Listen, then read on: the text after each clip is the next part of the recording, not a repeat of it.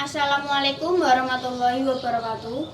Saya Miftahul Khairi dari SMP Negeri 1 Bangilan akan mengikuti lomba cerpen atau cerita pendek dalam rangka Hari Pendidikan Nasional tahun 2021. Senyum Karyamin, karya Ahmad Tohari. Si paruh udang kembali melintas cepat dengan suara mencecet.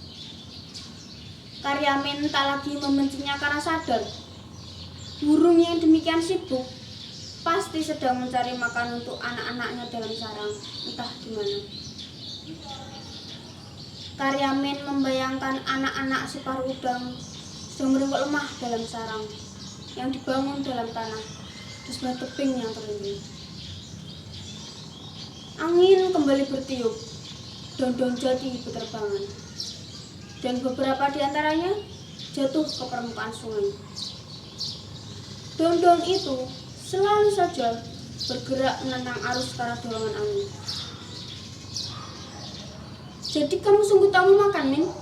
tanya Saidah ketika melihat Karyamin bangkit. "Tidak, kalau kamu tak tahan melihat aku lapar, aku pun tak tega melihat lenganmu habis karena utang-utangmu dan kawan-kawan." "Iya, Min, iya, tetapi..." Saidah memutus kata-katanya sendiri karena Karyamin sudah berjalan menjauh.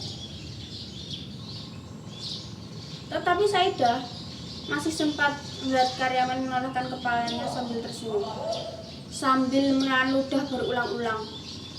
Ada yang mengganjal di tenggorokannya yang tak berhasil didorongnya ke dalam. Diperhatikannya Karyamin yang berjalan melalui lorong liar di sepanjang tepi sungai. Kawan-kawan Karyamin menyeru-nyeru dengan segala macam suara cabul. Tetapi Karyamin hanya sekali berhenti dan menoleh sambil melempar senyum.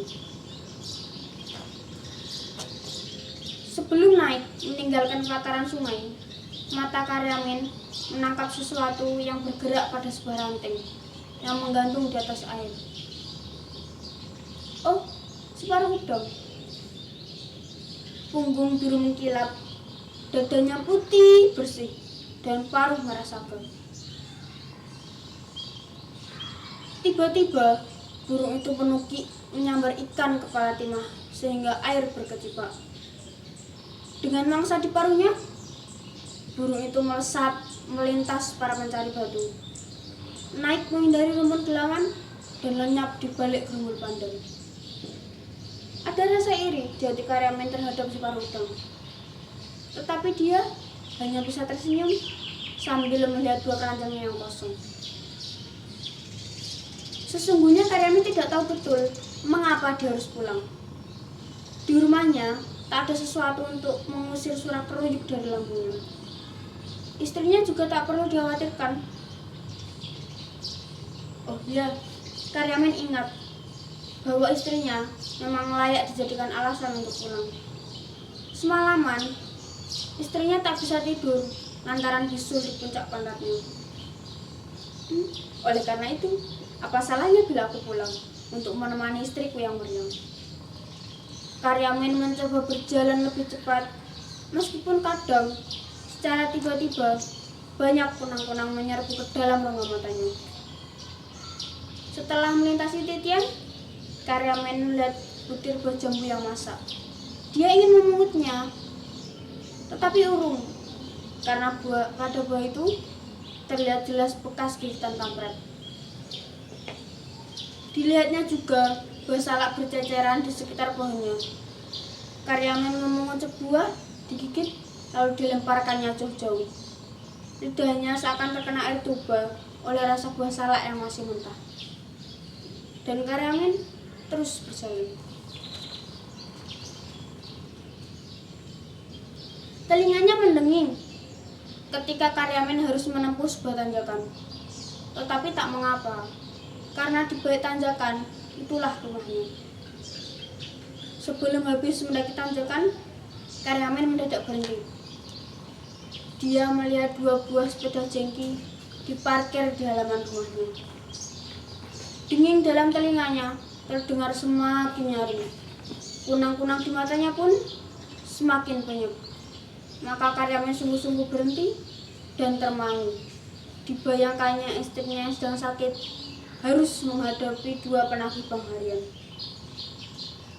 Padahal Karyamin tahu istrinya tidak mampu membayar kewajibannya hari ini, hari esok, hari lusa, dan entah hingga kapan. Seperti entah kapan datangnya tengkulak yang telah setengah bulan membawa batunya.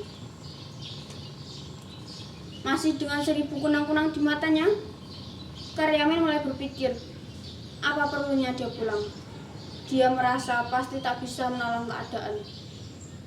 Atau setidaknya menolong istrinya yang sedang sakit dan menghadapi 2 penagih bank harian. Maka pelan-pelan Karyamin membalikkan badan, siap kembali turun. Namun di bawah sana, Karyamin melihat seorang lelaki dengan baju batik. Kopiahnya yang mulai botak kemerahan meyakinkan Karyamin bahwa lelaki itu adalah Pak Pamun. Nah, akhirnya kamu ketemu juga, Min. Ku cari kau di rumah tak ada, di pangkalan batu tak ada. Kamu mau menghindar ya? Menghindar?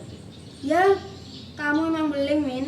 Di gerumbul ini hanya kamu yang belum berpartisipasi, hanya kamu yang belum setor uang dana Afrika, dana untuk menolong orang-orang yang kelaparan di sana. Nah, sekarang hari terakhir, aku tak mau lebih lama kau persulit. Karyamin mendengar suara napas sendiri. Samar-samar, Karyamin juga mendengar detak jantungnya sendiri. Tetapi Karyamin tidak melihat bibir sendiri yang mulai menyungging senyum. Senyum yang sangat baik untuk mewakili kesadaran yang mendalam akan diri sendiri, serta situasi yang harus dihadapinya. Sayangnya, Pak Pamong malah menjadi marah oleh senyum Karyamin. Kamu menghina aku, Min? Tidak, Pak, sungguh tidak. Kalau tidak, mengapa kamu senyum-senyum? Sini, cepat, mana uang iuranmu? Kali ini Karyamin tidak hanya tersenyum, melainkan tertawa keras-keras. Demikian keras hingga mengundang 1000 lebah masuk ke telinganya. 1000 kunang masuk ke matanya. Lambungnya yang kempong berguncang-guncang dan merapuhkan keseimbangan seluruh tubuhnya. Ketika melihat tubuh Karyamin jatuh, Pak Pamong berusaha menahannya. Sayang, usaha yang dilakukannya gagal. Sekian, terima kasih. Wassalamualaikum warahmatullahi wabarakatuh.